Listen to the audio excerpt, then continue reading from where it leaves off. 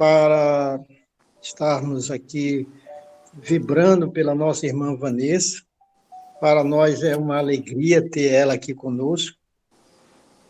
Pelo menos vendo só o rostinho dela, mas já nos alegra. Se a gente puder dar um abraço, aí vai nos trazer mais alegria ainda. Por enquanto é só alegria de ver o rostinho dela. Ela vai trazer um tema para nós, um tema que é muito importante ser trabalhado, tanto na parte médica, como ela falou, como na parte espiritual. Constantemente estamos sempre passando por estas situações.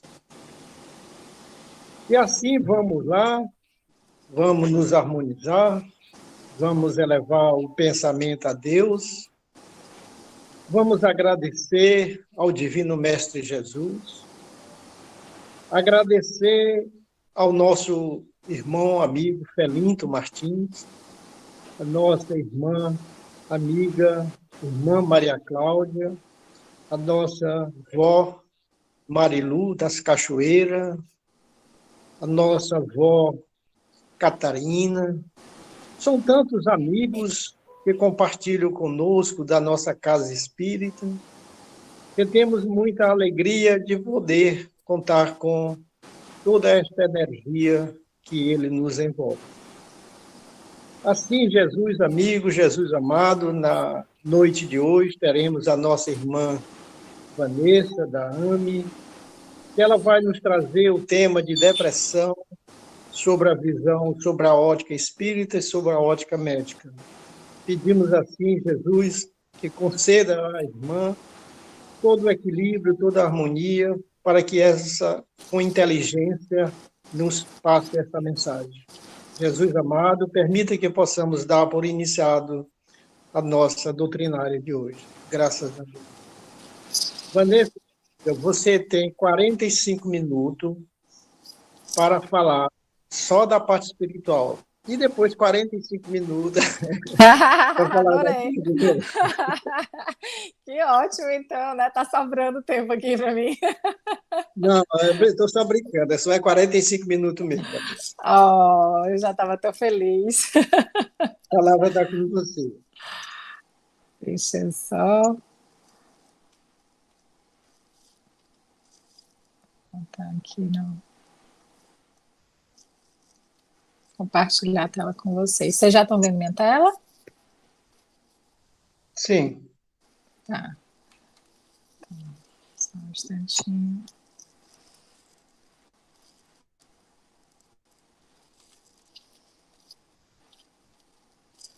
Pronto, ficou só a imagem do slide aparecendo? Foi joia. Então, primeiro, eu queria dizer a vocês que o de sempre, né, que é um prazer imenso estar aqui no Felinto, me sinto muito em casa com vocês, são rostinhos que eu tenho muito carinho por cada um, e muito obrigada por estarem de vez em quando me chamando, participando aqui. Então, hoje, realmente, a gente vai falar de algo que, para quem trabalha no atendimento fraterno, isso aqui é uma constante, né, que é a depressão. A gente vê muito, muito mesmo no atendimento fraterno, casos os mais variados, com as mais variadas causas, e a gente precisa, então, conhecer para saber lidar com isso, para saber orientar essas pessoas que nos buscam no atendimento. E a depressão é realmente uma tristeza profunda, um sentimento de amargura, um desencanto com a vida, uma desesperança, uma baixa autoestima, culpa. A culpa vem muito forte no paciente deprimido. E pode aparecer também algum distúrbio do sono ou distúrbio do apetite, que pode ser tanto por trazer mais apetite, uma compulsão alimentar, como uma inapetência, uma ausência de vontade de comer. E em relação ao sono, tanto pode vir como insônia, como pode vir como uma hipersonia, né, com um sono excessivo. E esse transtorno depressivo, ele é grave, ele é prevalente demais ao longo da vida. No Brasil, há uma chance de 15,5%, né? Assim, há uma prevalência ao longo da vida das pessoas de 15,5%. Nos Estados Unidos, esse valor é semelhante, um pouquinho maior, 16,6%. E aqui a gente pode falar em números absolutos de 11 milhões de brasileiros afetados hoje por depressão. É muita gente. Nos Estados Unidos, eles viram no estudo que as pessoas que procuram clínicos gerais com as mais variadas queixas, dessas pessoas, cerca de 10 a 25%, na verdade, o que tem são sintomas depressivos. Então, vejam o quanto isso é impactante, né? Pela Organização Mundial de Saúde, a depressão ela vai ocupar o primeiro lugar na incapacitação ao longo da vida das pessoas. Isso se a gente levar em conta o tempo vivido com a incapacitação, né? Então, assim, a doença que traz incapacitações mais longas, a depressão está ali ocupando o primeiro lugar, né? Que é algo que traz um custo social imenso, né? Com perda de dias de trabalho, aumento do número de atendimentos médicos, aumento dos custos com medicamentos e, principalmente, isso pode trazer o suicídio, que no campo individual seria realmente o maior impacto, né? Individual, familiar e até para a sociedade em si.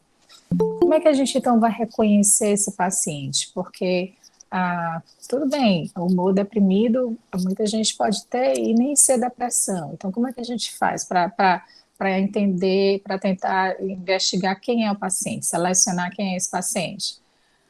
O paciente deprimido, ele precisa ter 5 dos critérios que eu vou falar a seguir, e tem que ter pelo menos 2 nesses 5, 2 tem que ser o humor deprimido e a perda do interesse ou do prazer de fazer alguma atividade, as atividades da rotina, na verdade, aquilo que ele faz habitualmente, aquilo que é a sua rotina de vida, a pessoa perde o interesse, perde o prazer.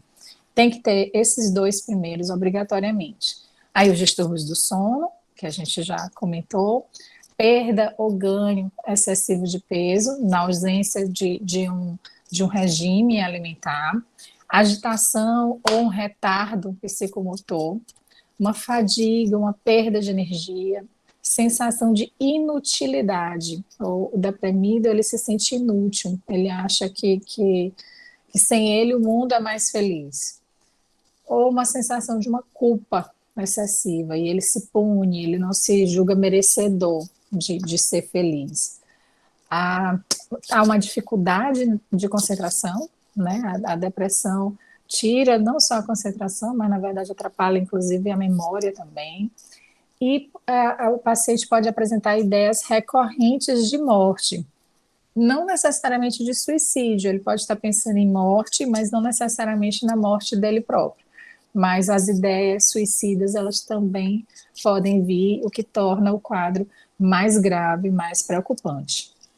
Então, como eu falei, para a gente diagnosticar a depressão, a gente precisa de pelo menos 5 desses 9 itens que eu falei anteriormente, sendo que 2 deles têm que ser o humor deprimido e a perda de interesse ou prazer nas atividades comuns. E quem está mais predisposto, mais propenso a ter depressão? Quem tem uma história familiar de depressão. As mulheres, elas têm uma chance maior do que os homens, essa chance é quase o dobro, na verdade, a incidência nas mulheres é quase o dobro dos homens, mas homens também podem ter depressão. Pessoas que vivem sozinhas, né, sem um companheiro, sem uma companheira, os viúvos, os divorciados, os solteiros, essas pessoas, elas têm uma tendência maior. Mulheres que tiveram parto recente nos últimos 6 meses, até 15% dessas mulheres, elas podem apresentar sintomas depressivos durante esse período de 6 meses. Algum acontecimento estressante na vida, mas muito estressante, como, por exemplo, a perda de uma pessoa querida, a perda do emprego, o fim de um relacionamento amoroso. O diagnóstico de outras condições médicas que possam trazer sequelas ou que ameacem a vida da pessoa, como, por exemplo, câncer, uma doença coronariana, infecção pelo HIV, Parkinson, AVC. Então, tudo isso pode trazer, né, desencadear um processo depressivo. A dependência a drogas, e aí não só as ilícitas, mas também as lícitas, né, o álcool, alguns medicamentos, é comum acontecer com os controladores de peso, são medicações que vão interferir bastante no humor. Ter tido episódios anteriores de depressão, esse é um fator de risco bem importante. Pessoas que já tiveram um episódio antes de depressão têm uma chance aumentada em 50% de ter um novo episódio. Pessoas que já tiveram 2 episódios, essa chance pode chegar a quase 90%. E se já tiveram 3 episódios no passado, isso realmente aumenta em mais de 90% de ter novamente um episódio de depressão. Tá, mas como que eu vou diferenciar se é realmente depressão ou se é só tristeza? Primeiro, a questão do tempo, né? A depressão, aqueles sintomas que a gente falou, eles têm que acontecer obrigatoriamente por pelo menos 2 semanas, né? Porque a pessoa às vezes pode estar apresentando todos aqueles sintomas, mas está apresentando por uma semana, ainda não é depressão. A gente vai diagnosticar quando já tem pelo menos 2 semanas sem melhora, aí sim. E na tristeza, a gente tem sempre um motivo para se estar triste. O paciente, ele sabe por que está triste. Ele consegue dizer, eu estou triste porque aconteceu isso, isso e isso. E quando vem algo excepcional, maravilhoso que aconteça na vida, esse acontecimento feliz é capaz de atenuar ou até de eliminar a tristeza daquela pessoa que está apenas triste. Já na depressão, o paciente tem uma tristeza profunda, que não tem uma relação causal específica com alguma coisa. O paciente tem dificuldade de dizer por que ele está triste.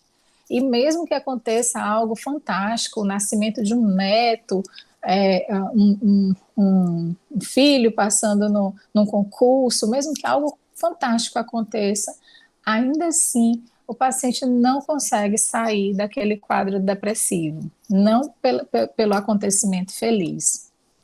E o que acontece, então, na cabeça, no cérebro desses pacientes? Há um desequilíbrio na bioquímica cerebral, né? Há uma diminuição na oferta de umas substâncias chamadas neurotransmissores, que esses neurotransmissores são as substâncias que ficam entre os neurônios para facilitar a passagem do impulso nervoso, né? A informação de um neurônio para o outro. E vocês já devem ter ouvido falar na serotonina, na noradrenalina, na dopamina. Esses são exemplos de neurotransmissores que estão ligados à sensação de bem-estar. E quando eles não estão na quantidade adequada nessas sinapses, que são essas comunicações entre os neurônios, vai haver um desequilíbrio nos impulsos, né, nas informações do sistema límbico. O sistema límbico, que é essa região mais laranjinha no centro que vocês estão vendo, é a zona do cérebro que vai interpretar, vai fazer uma integração das informações sensoriais, né, que a gente receba pelo corpo, pelo ambiente externo, com o nosso estado psíquico interno, né? Ela vai fazer essa associação e vai atribuir um conteúdo afetivo a isso, né? A esse estímulo, a essa informação. E vai registrar em forma de memória boa ou memória ruim, de acordo com aquele conteúdo afetivo que ela vivenciou com aquela experiência, né? E isso pode ser algo consciente, que ela se dê conta desse processo, ou até inconsciente. E às vezes é algo que está lá guardado que nem foi de agora, né? Que o espírito trouxe de mais longe. Então, essa área do sistema do cérebro, o sistema límbico, ela está muito relacionada com a memória, com o nosso comportamento emocional, com essa integração com os nossos sentimentos, com as nossas memórias arquivadas, né? Vou dar um exemplo prático, simples, que ajuda a entender bem isso. Se a gente recebe um estímulo doloroso, né? Por exemplo, um ferimento aqui no dedo, uma picada aqui no dedo, Esse estímulo doloroso, a informação da dor vai passar através de uma fibra nervosa e até chegar lá no córtex cerebral, que é a área onde a gente interpreta aquela dor, antes vai passar pelo sistema límbico. E aí o sistema límbico vai, se ele já tiver vivenciado aquele mesmo estímulo doloroso num outro momento, tiver sido algo bem tranquilo, sem maiores repercussões, ele vai interpretar de um jeito. Se ele tiver vivenciado de uma forma bem dolorosa, se tiver associado a um momento muito triste da vida dele, ele vai interpretar pior e a dor que o paciente vai sentir, inclusive, vai ser uma dor maior. Por isso que dor é algo muito subjetivo. O mesmo estímulo doloroso no paciente pode causar pouca dor, e no outro paciente, o mesmo estímulo doloroso pode causar muita dor, porque é algo que está relacionado também a essas experiências pregressas que estão arquivadas ali no nosso sistema límbico, né? De que forma a gente armazenou, que conteúdo afetivo a gente deu. Então, inclusive, essas informações, esse sistema todo, ele precisa desses neurotransmissores que eu falei, dessas substâncias, para fazer com que tudo isso fique interligado, com que essas informações circulem aí em todas as áreas. Mas a gente não pode achar que a depressão é só isso, é puramente orgânica. É um desbalanço dos neurotransmissores, é um desequilíbrio químico e pronto, né? Pensar assim seria a gente reduzir demais, é um reducionismo, porque esse desbalanço não é, na verdade, assim, a causa, né, de um cérebro doente, e sim um efeito, uma resposta do cérebro aos nossos pensamentos, às nossas emoções, né? Não seria a causa, e sim um efeito, né? Então, esse desbalanço, para muitos médicos, para algumas correntes médicas, isso aí é a causa. Mas, felizmente, já tem muita corrente, inclusive na psiquiatria, e os médicos espíritas vêm trazendo bastante isso, mostrando que, na verdade, isso é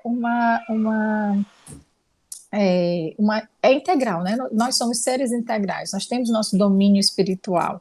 Não dá para achar que isso aí é algo que é a causa e só isso. Se fosse assim, o antidepressivo, que age justamente aumentando essa quantidade desses neurotransmissores ali na comunicação entre um neurônio e outro, eles curariam o doente. Ou então, pelo menos, o paciente que usasse o antidepressivo ia ficar compensadinho da depressão sempre. E a gente sabe que não é assim. O paciente, ele mesmo usando o antidepressivo, ele pode ter uma piora da depressão, pode precisar usar medicações mais fortes, pode ter que trocar todo o tratamento. E notem bem, eu não estou falando que não é para usar antidepressivo, ao contrário, tem que usar, precisa usar o antidepressivo, porque a emoção, o pensamento está causando esse distúrbio, e isso prejudica o corpo da gente. A gente vai ver ao longo aqui dessa conversa que prejudica demais, na verdade. Então, a gente precisa usar o antidepressivo para reduzir o impacto dessa emoção disfuncional no corpo da gente e dessa forma que a gente consiga fazer as reflexões necessárias para que consiga, enfim, alcançar uma cura para o estado depressivo. Em relação a essa coisa da gente achar que é o cérebro que está responsável por tudo, Claude Bernard, um filósofo, ele dizia que assegurar que o cérebro secreta o pensamento seria o mesmo que dizer que o relógio secreta a hora. Então, o pensamento é algo que antecede, que vem antes, né? O cérebro da gente, na verdade, ele é um decodificador desse nosso pensamento. E ele vai transmitindo para o resto do corpo esses impulsos que, na verdade, estão vindo da nossa alma, da nossa mente, né? Que mente e cérebro realmente não são a mesma coisa. Então, a gente pensa com a alma, transmite isso para o cérebro decodifica essa informação e manda para o restante do corpo. Então, nossos pensamentos e emoções é que vão influenciar o funcionamento do corpo. Isso vai trazer alterações fisiológicas várias, né? E, então, se o humor da gente está deprimido, vai haver um prejuízo no sistema imune, um aumento nos processos inflamatórios. A gente já sabe na medicina, na cardiologia, a gente já tem a depressão como um fator de risco para as doenças cardiovasculares. A gente tem pesquisadores pelo mundo afora, eu gosto de trazer aqui o exemplo do Dr. Harold Kane, que nem espírita é um pesquisador americano que tem muito trabalho envolvendo saúde e espiritualidade, e ele tem, entre as conclusões desses estudos dele, que são feitos com um grande número de pessoas, que a psiconeuroimunologia já mostra que a emoção, que as emoções positivas e o apoio social, eles são associados ao melhor funcionamento imunológico, a uma melhoria da função do sistema cardiovascular, a depressão e o isolamento, eles vão piorar a saúde, vão retardar a recuperação de outras doenças, inclusive. E aí a gente lembra da epigenética, né? Porque como é que isso pode passar de pai para filho? Como é que pode ter essa relação familiar tão importante? Aí a gente lembra que essas informações da epigenética, só lembrando para vocês, a epigenética, na verdade, não há uma alteração estrutural do nosso material genético, tá? Como a gente vê nas alterações genéticas. Há, na verdade, uma alteração do ambiente químico que os genes estão inseridos. Então, esse ambiente químico, conforme ele seja, vai influenciar o funcionamento desses genes. Pode, inclusive, fazer com que eles fiquem inibidos, não se manifestem. E aí a gente tem essa transmissão, né, epigeneticamente, dessa situação química da gente para os nossos familiares, para a nossa prole, na verdade. Então vejam como isso é importante. E aí são todos os nossos costumes, né? Nossos hábitos mentais, comportamentais, principalmente. Emmanuel, lá no livro Pensamento e Vida, ele diz que o pensamento sombrio vai adoecer o corpo são e agravar os males do corpo enfermo, né? E que todos os sintomas mentais depressivos vão influenciar as células em estado de mitose. Mitose, esse slide até já trouxe aqui no Filinto em outras aulas, a mitose é o momento em que a célula está se multiplicando, né, se dividindo. E nesse momento é um momento crucial, porque qualquer erro ali pode ocasionar o surgimento de uma célula tumoral, na verdade. Então, veja como a gente, no nosso estado depressivo, a gente pode ocasionar formação de outras doenças, e nesse caso aqui específico de um câncer, né? Então, a gente precisa entender todas essas correlações. O André Luiz, lá no Missionários da Luz, ele diz que muito raramente não vamos encontrar as afecções diretamente relacionadas ao psiquismo, que todos os nossos órgãos são subordinados à nossa ascendência moral. Então, ele foi além. Não é somente subordinados ao comando da mente. Na verdade, ele diz assim, ao comando da mente, lembrando que isso é de acordo com a moral de cada um, de acordo com o que cada um, que tipo de vibração, de irradiação essas pessoas, nós todos estamos mandando, né? E a gente manda essa irradiação dessa nossa corrente mental em todas as gerações. Está lá também em Pensamento e Vida de Emmanuel. E esse pensamento é uma corrente eletromagnética, né? Eu tenho falado bastante isso também, que é para a gente fixar bem. Essa corrente eletromagnética ela vai se irradiar por todo o nosso corpo, afinal, nosso corpo ele é formado basicamente ali de elétrons, né? Porque é formado por células, que são, na verdade, moléculas, as moléculas formadas por átomos, esses átomos por elétrons, e o elétron é partícula, é onda. Então, dessa forma, o pensamento da gente, ele consegue se irradiar e influenciar esses elétrons. Então, ele vai influenciar ali dentro da célula. Lá no livro Evolução em Dois Mundos, André Luiz diz que o nosso metabolismo, o metabolismo do nosso corpo, está subordinado à direção espiritual, né? Que esse corpo espiritual vai presidir no campo físico todas as atividades nervosas, porque é através do nosso sistema nervoso que o espírito vai nervoso, endócrino, que o espírito vai conseguir enviar essas informações para todo o corpo, se utilizando do nosso sistema nervoso, do nosso sistema endócrino. E através das nossas mitocôndrias, que as mitocôndrias são umas organelazinhas celulares, eu trouxe até a fotinha aí dela para vocês, que são, na verdade, acumulações de energia espiritual, tá? A mitocôndria é quem dá energia à célula, é quem provê essa energia, e ela está envolvida na formação, na síntese de várias substâncias, incluindo aqueles neurotransmissores que eu falei, aquelas substâncias que, quando a gente está deprimido, elas estão em menor quantidade lá na comunicação entre os nossos neurônios. Então, se é através das mitocôndrias que o espírito consegue comandar esse metabolismo corporal, e se são as mitocôndrias que produzem ajudam na produção desses neurotransmissores, fica fácil da gente entender que um pensamento que traga uma boa vibração, que traga uma energia boa, vai influenciar positivamente no funcionamento dessas mitocôndrias, e o contrário verdadeiro, né? Um pensamento sombrio, trevoso, vai influenciar negativamente na função dessas mitocôndrias, né? E aí ele fala claramente, André Luiz, que a mente transmite ao carro físico a que se ajusta durante a encarnação todos os seus estados, felizes ou infelizes, equilibrando ou conturbando o ciclo de causa e efeito. Então, assim, André Luiz foi muito claro, né? E ele continua nesse mesmo livro dizendo que se a alma é direção e o corpo obediência, é da lei divina que o homem receba em si mesmo o fruto da plantação que realizou, né? Visto que nos órgãos de sua manifestação ele vai recolher as maiores concessões do Criador, para que se efetive o seu aperfeiçoamento. Então, olha só, é igual Jesus disse, a cada um conforme suas obras, né? Então, se a gente traz de outros momentos, de outras existências nossas, através da nossa moral, né, dos nossos atos de outras vidas, se a gente traz impresso no nosso perispírito essas emoções, esses comportamentos mentais que ficaram ali registrados, a gente vai trazer para o nosso carro físico isso tudo.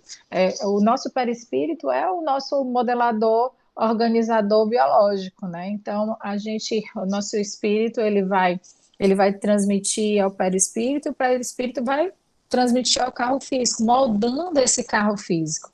E a gente vem exatamente com o corpo que a gente precisa. André Luiz falou aqui, para que se efetive o seu aperfeiçoamento na criação. A gente vai, nesses órgãos de sua manifestação, nesse carro físico, a gente vai recolher as maiores concessões do Criador. Então, cada um de nós tem que agradecer muito esse corpo que tem, porque é o corpo necessário para que a gente efetive esse aperfeiçoamento.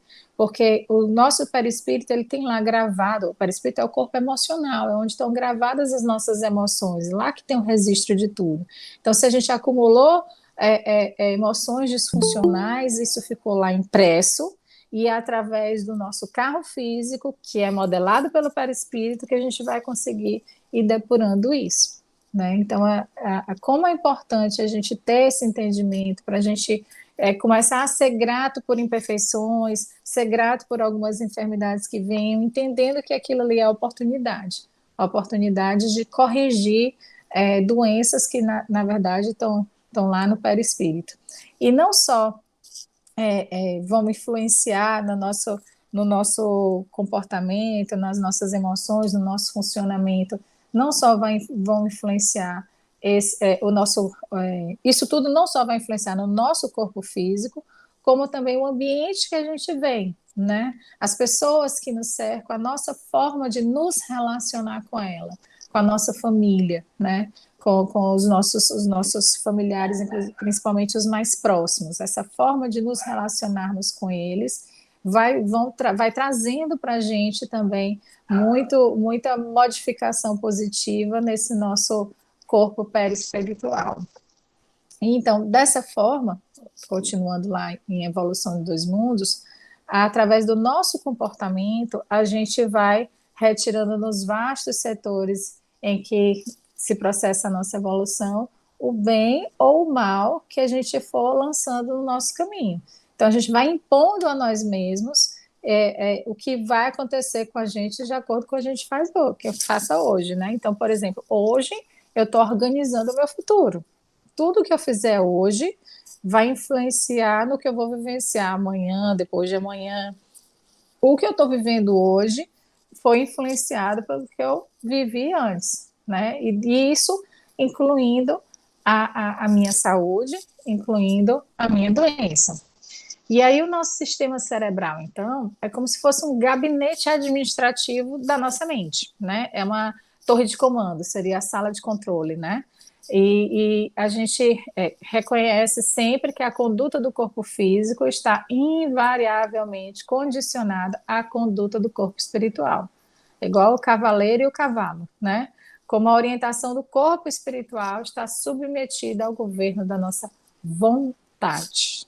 Então, com esse finalzinho aqui dessa frase, a gente já tem claro na mente o que é que vai nos impulsionar a evolução e o que é que vai nos manter parados, procrastinando essa evolução, né? É a nossa vontade.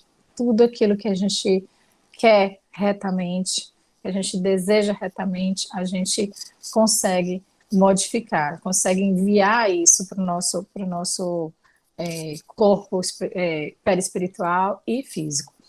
Agora, muitas vezes a gente tem a vontade das coisas erradas, né? Digamos assim. Às vezes a gente tem um vazio imenso, esse vazio ocupa um espaço imenso, né? Isso porque a gente não tem um sentido na vida, a gente ainda não entendeu de onde viemos, para onde vamos, por que estamos aqui, qual é a nossa função aqui. Então, essa falta do entendimento do nosso objetivo na vida, né, enquanto seres espirituais vivendo essa experiência terrena, faz com que a gente vá se ligando às coisas passageiras, efêmeras, né, materiais, que na verdade causam um prazer momentâneo e depois um grande vazio, porque não estruturaram nada dentro da gente, não edificaram nada. E aí a gente precisa se descobrir, a gente precisa se conhecer, entender quem somos nós, por que eu sinto determinadas emoções disfuncionais, por que de repente vem aquela tristeza, por que de repente vem uma raiva que me domina, por que eu fiquei com essa raiva? Aí, quando a gente vai mergulhando para tentar se conhecer, para entender por que eu tenho raiva de determinadas situações, a gente às vezes vai encontrando o nosso orgulho, o nosso egoísmo. E aí a gente vai entendendo quais são os pontos que a gente precisa trabalhar. Sentir raiva, sentir tristeza, sentir culpa, isso tudo é normal, faz parte, né? Somos humanos, estamos aqui na caminhada. O importante é que a gente não dê cabimento a isso, não fique se comprazendo em ficar sentindo aquele sentimento, aquela emoção disfuncional. A gente precisa perceber que sentiu, acolher esse sentimento, mergulhar lá dentro e entender por que a gente sentiu. Porque só assim a gente vai conseguir modificar.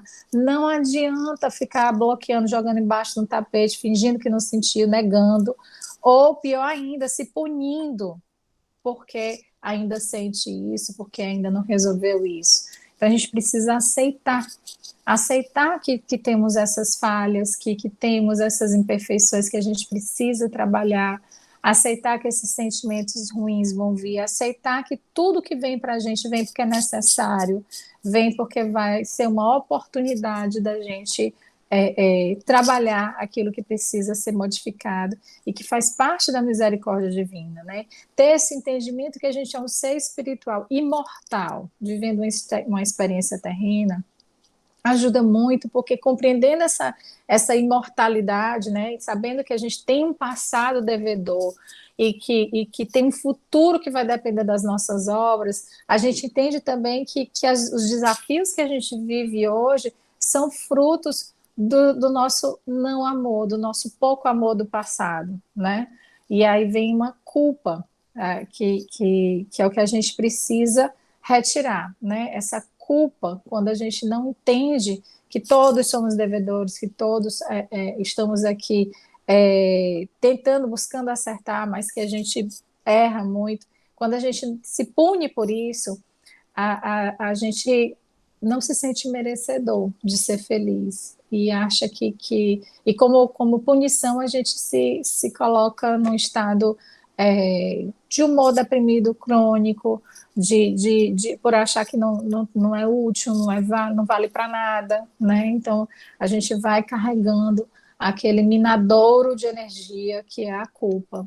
Então a gente precisa se perdoar pelo que a gente já vivenciou, se perdoar por todo o ato falho de agora, que a gente, às vezes, mesmo conhecendo a doutrina, mesmo sabendo do que a gente já conseguiu saber, aprender nessa vida, a gente ainda assim falha, né? Às vezes a gente ainda assim cai. Então a gente precisa se perdoar por isso e buscar refazer, buscar corrigir. E Deus é tão maravilhoso que ele dá as várias encarnações para a gente.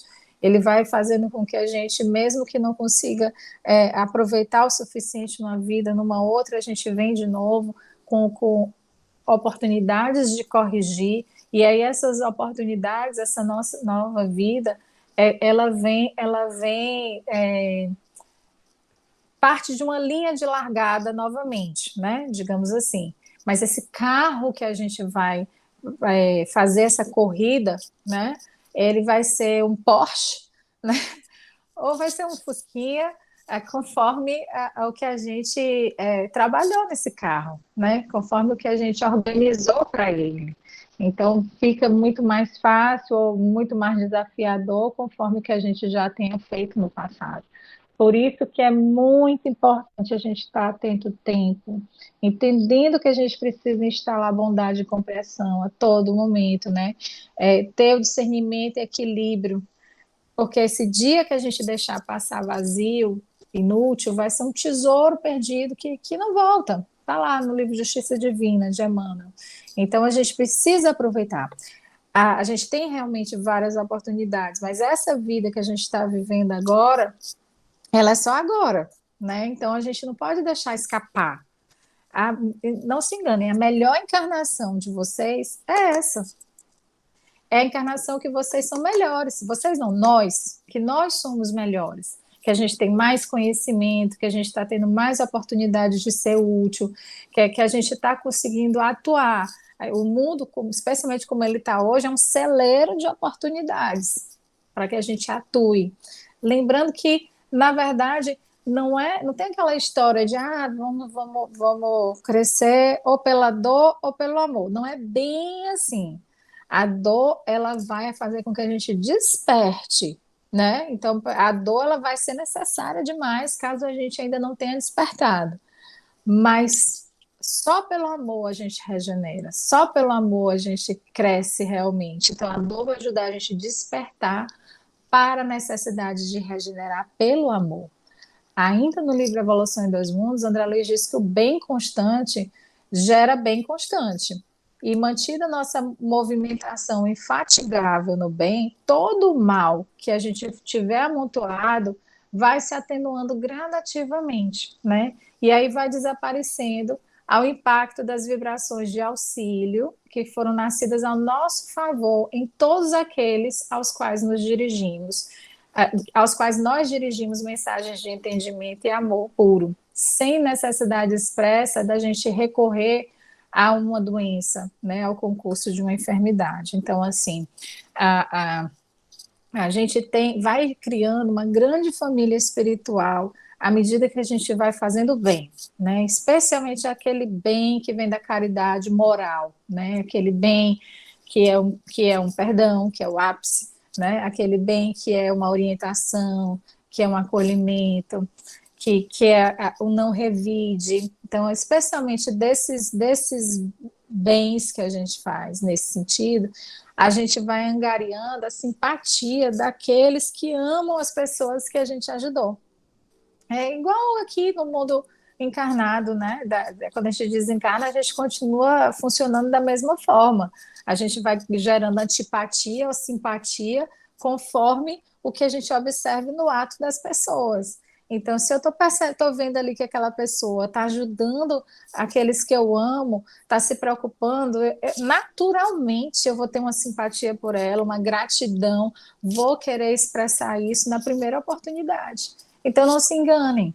Todo bem que vocês fizerem volta para vocês, né? Volta para a gente. Tudo que a gente faz em direção ao bem, não tem um impulso da alma em direção ao bem que não vá entrar na nossa conta boa, né? Aquela conta que vai abatendo, que vai atenuando tudo aquilo que a gente fez de errado, que a gente muito misericordiamente do Criador, a gente vem com o véu de esquecimento para que a gente não lembre essas coisas ruins que a gente fez, porque isso atrapalharia demais. A gente sentiria aquela culpa com todo o peso, não se sentiria à vontade para fazer coisas novas, porque a gente não ia se sentir merecedor. Então, que bom que a gente não sabe. Mas é importante que a gente saiba que fez coisa errada. Não precisa saber o que foi, mas que a gente fez coisa errada. E que se hoje a gente vivencia alguns desafios, é uma oportunidade, é um momento de ouro que a gente tem que exercitar o bem sofrer, né? Então, o pensamento pessimista, ele vai gerar doença por um processo normal de afinidade, né? A gente vai sintonizar com doença, vai abrir brecha na nossa imunidade, vai pegar infecções com mais facilidade. Isso está lá no Plenitude de Joana de Ângeles. E a gente também vai sintonizar com o plano espiritual, lembrando que a gente está todo o tempo em contato com esse plano espiritual, né? A gente está todo o tempo intercambiando emoções e pensamentos, conectando toda hora com os espíritos, sejam eles bem intencionados ou não, né? Então, a gente, conforme o nosso estado mental, a gente vai estar sinalizando e abrindo porta para que espíritos com o mesmo padrão vibratório possam nos intuir bem ou mal, né? Então, a obsessão dessa forma, ela contribui para o nosso estado enfermiço. Mas nenhum de nós aqui é vítima desse processo obsessivo, né? A gente, na verdade, entra na fila e sinaliza. Estou disponível, né? Para quem a gente convida através das nossas emoções, dos nossos sentimentos.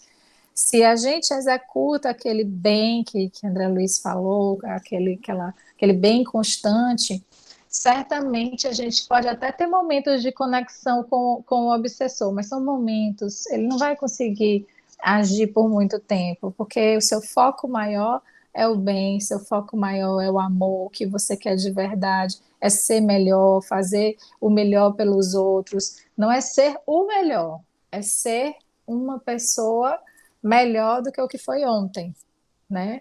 Então, eu não preciso ser a melhor Vanessa, eu tenho que ser uma Vanessa melhor do que eu fui ontem, só. Então, dessa forma, a gente pode, através da prece, através desse comportamento mental positivo, ir sintonizando com os benfeitores espirituais, e isso vai ajudar demais o nosso equilíbrio espiritual, psíquico, emocional. Emmanuel diz lá no Consolador que é na alma da gente que vai residir a fonte primária de todos os recursos medicamentosos definitivos, né? Então, volto a dizer, os antidepressivos, eles vão ajudar muito na depressão, né? E são super necessários, a gente precisa, especialmente naqueles casos mais graves com ideário suicida. Mas a gente não pode achar que é só isso.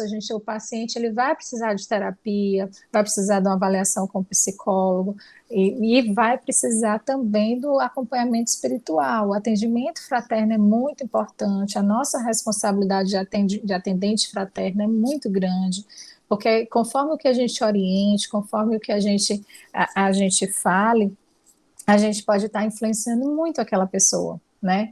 E é importante que qualquer coisa que a gente fale seja totalmente pautado dentro do que o Evangelho ensina, né? Dentro do que o Evangelho traz para a gente. A gente tem que estimular que o paciente faça essas reflexões para que ele alcance esse recurso definitivo, que seria realmente a cura de um estado depressivo, né? Só vai conseguir curar de uma depressão aquela pessoa que conseguiu mergulhar nela, se conhecer, se aceitar, se acolher, descobrir por que está sentindo aquilo, né? E ir trabalhando. Então, é aos poucos que isso acontece, é um tratamento lento, vai exigir que a gente faça um tratamento espiritual também, porque a gente sabe que também pode haver influência desses obsessores, então o paciente pode precisar da desobsessão, vai precisar da evangelioterapia, das águas fluidificadas, né, do culto do evangelho no lar, de forma religiosa, de forma sistemática, vai precisar do apoio familiar, do entendimento de todos, de uma assistência psicológica e, claro, do tratamento farmacêutico também, que vai ajudar a manter o paciente com o humor estável para que ele consiga fazer todas essas reflexões necessárias. Então, quando a gente consegue entender que nasceu para aprender a amar, que nasceu para amar, a gente consegue fazer uma profilaxia, uma prevenção desses estados depressivos, porque a gente muitas vezes fica triste porque está frustrado porque a gente esperava que o outro amasse a gente não se sente amado o suficiente, aí a gente, na verdade, não tem alto amor, a gente tem um egoísmo, que é naquela necessidade que todo amor seja para a gente, e não é assim. Ninguém aqui nasceu para ser amado, né? A gente nasceu para amar. E se todo mundo amasse, todo mundo era amado, né? Então, e a gente já viu que é através do amor que a gente vai regenerar, que a gente vai curar todos os nossos males. Então, não há outra coisa a se pensar. É amar, é aprender finalmente a amar. E já finalizando, para que ninguém fique preocupado com a minha extrapolação do tempo, trouxe só mais esse slide aqui para vocês, que fala da terapêutica formulada pela Joana, que são 5 itens para a gente alcançar a felicidade. Primeira coisa, a gente tem que entender que há um sol brilhando dentro da gente, né? Há um sol brilhando dentro de mim. O sol externo sempre vai projetar uma sombra, né? Quando tem uma outra pessoa que ama muito a gente, esse amor da outra pessoa, ele não consegue resolver os nossos problemas, ele não consegue preencher aquele vazio imenso. Só o amor que eu sinto, ou seja, o meu sol interno, aquilo que brilha em mim, que sai de mim, é que me preenche, é que eu consigo, inclusive, doar, externar. Não adianta eu estar perto de alguém excepcional, maravilhoso, porque isso vai gerar uma sombra em mim. Não adianta eu ser a pessoa mais amada do mundo, porque se eu não me amar, eu vou continuar deprimido. Então, 2, eu preciso entender que eu nasci, na verdade, foi para amar. Entendendo isso, eu não vou gerar expectativa nas outras pessoas, do amor das outras pessoas, não vou ficar triste, frustrada ou magoada porque não fizeram isso ou aquilo, porque eu não vou exigir isso delas. Eu que vou oferecer isso para elas e vou ser feliz por isso, independente de qualquer coisa. 3, entender que a vida é bela. Então, a gente precisa se movimentar, sair, sentir a natureza, sentir a terra no pé da gente, sentir o vento no rosto, ouvir um canto de passarinho, sentir o perfume de uma flor, ver o desabrochar de uma flor, observar, se encantar, se deslumbrar com o nascer do sol, com o pôr do sol. Então, a gente precisa ver a beleza que é a natureza. 4, o mal que me fazem não me faz mal. O mal fica com quem praticou. O mal que me faz mal é o que eu faço, porque o que eu faço me torna mal. O mal que me fazem não me afeta, mas o que eu faço, esse sim, porque me infelicita. Então, quando eu resolvo não perdoar, eu estou me ligando ao mal que o outro gerou. No momento que eu consigo já perdoar, ou que eu nem precisei perdoar, porque eu nem me estressei, nem me irritei, entendi que aquele mal é do outro, eu estou liberta. Eu não vou adoecer por esse motivo, porque o mal está com quem praticou. E 5, eu nasci para servir. Gente, Jesus, o espírito mais perfeito que já pisou nesse planeta, ele veio aqui só para servir. Só para servir, até lavar pé dos outros ele lavava. Foi crucificado servindo. Então, se o espírito mais perfeito veio para cá para ensinar a gente a amar, dizer para a gente, ame como eu vos amei, amem-se uns aos outros, faça para o outro como você queria que fizessem para você. Então, ele que ensinou isso e só serviu, serviu, serviu, como é que eu, um serzinho tão ainda imperfeito, vou fazer diferente. Vou pensar que tenho o direito de fazer diferente. Ou que nasci para ser servido. Vejam, os espíritos mais evoluídos, eles só trabalham. Quanto mais evoluído, mais serviço. E isso gera um prazer imenso para eles. A felicidade deles, eles fazem isso opcionalmente. Então, quando a gente entender o prazer de servir, o privilégio de trabalhar, a necessidade de amar, seremos mais felizes, mais saudáveis e não vamos dar muita chance para estados depressivos. Era isso que eu queria falar para vocês. E eu estou à disposição para a gente conversar qualquer coisa. Bom, conversar seria o nosso ideal, mas nós só temos 6 minutinhos, né? Sim, eu vou Bom, tirar meu mas compartilhamento. vamos administrar esses 6 minutos.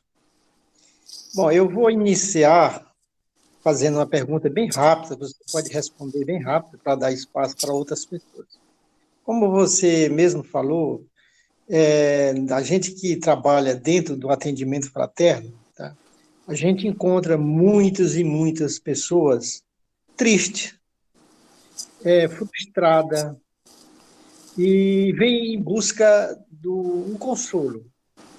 E você percebe que essa pessoa é triste, a pessoa é frustrada, porque não sabe administrar. Tá? Vamos dar um exemplo. Pessoas que convivem com um relacionamento ruim, mas não pode se separar do ruim.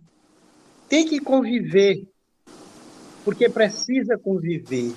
Como tratar uma pessoa que precisa, mas não sabe administrar a parceria ou o emprego? Muitas vezes é emprego.